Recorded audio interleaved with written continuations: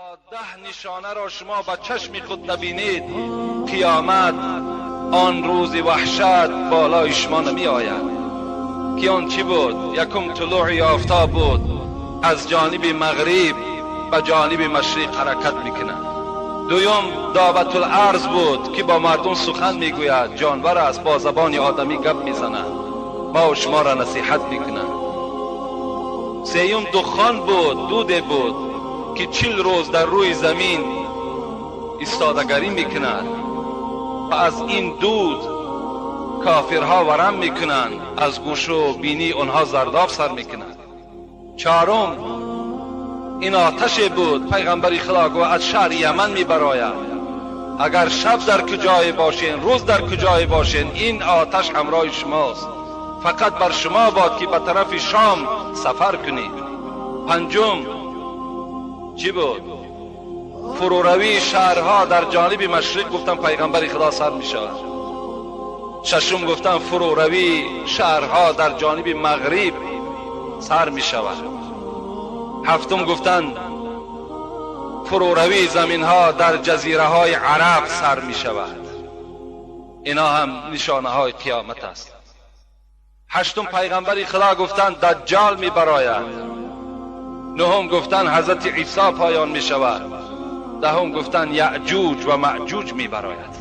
در اطراف این سه موضوع انشاءالله با شما صحبت میکنیم. از آفرینش آدم تا روز قیامت، از فتنه دجال دیده دیگر فتنه سختر وجود ندارد. گفتم پیغمبر اینقدر فتنه کلان ما از بین همین دولت شام و از بین دولت عراق این دجال می براید.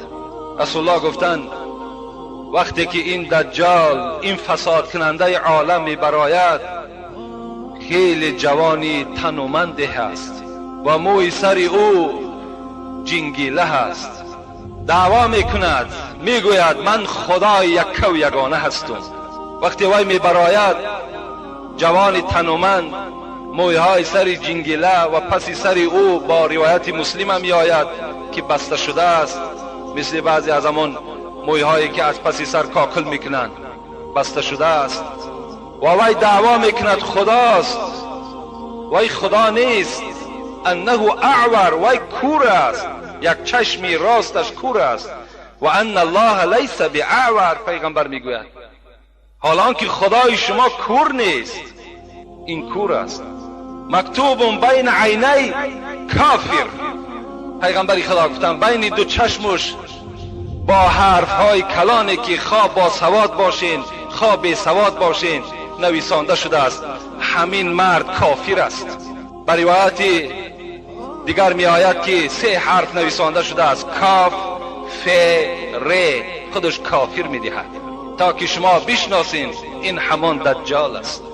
دنیا را فساد می کند، هر محله که داخل می شود زنهای اونها را تجاوز می کند، فرزندهای اونها را گمراه می کند و به سوی خود دعوت می کند. اونها در حال قبول می کنند. گفت پیغمبر برای چی؟ برای که در پهلوی راستش میگه جنت دارد، در پهلوی چپش میگه دوزخ دارد. مثل که شما امروز آینه نیلگون را نظر میکنین، تمام صورتها را میبینین، در پهلوی وی میگه آشکارا شما همون باغها شو در این طرف عذاب آتش میبینید. کسی که ایمان نمی آرد در دوزخش می پرتاید، کسی که ایمان می آرد و در جنتش می پرتاید. پیغمبر خدا گفتند شما همان دوزخش اختیار کنید و جنت است، شما همان دوزخش اختیار کنید و جنت است، جنتش اختیار نکنید که وی دوزخ است. وی به منزله یک کوه چی دارد؟ از غذا، از خوردنی ها دارد. هر قبیله و هر محله که ایمان میارد از این غذا